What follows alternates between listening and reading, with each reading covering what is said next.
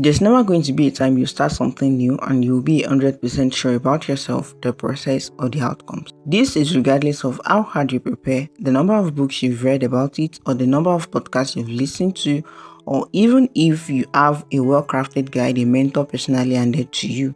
And there's never going to be a time you're about to start something new and it wouldn't feel like you're making a fool of yourself, even if you're an expert in many other things. This is because your brain is used to the familiar, and anything away from that zone, it labels as danger or foolery.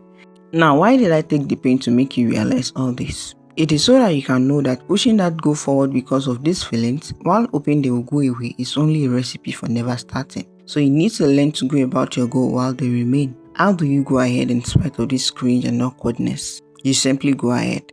Start. Not perfectly, not confidently, not gracefully. You will fumble, you will look stupid, and you will feel every ounce of cringe in your body.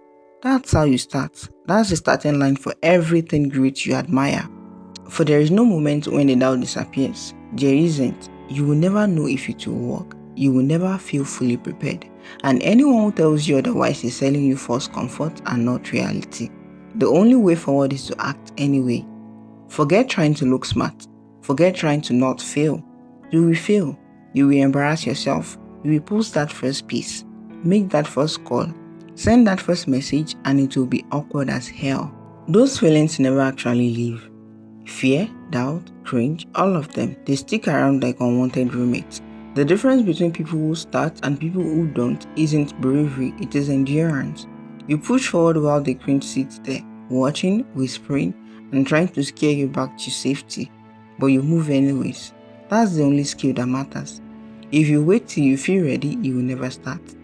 Again, if you wait till you feel ready, you will never start. You will keep reading guides, taking notes, collecting advice, and anything that makes you feel prepared without actually moving. And that's a trap. Real life doesn't wait for readiness. Real life moves while you're still debating whether you're good enough.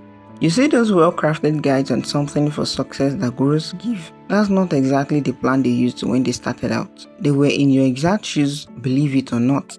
Those guides represent a points they garnered in retrospect.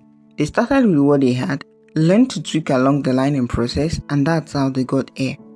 That's how you get there too.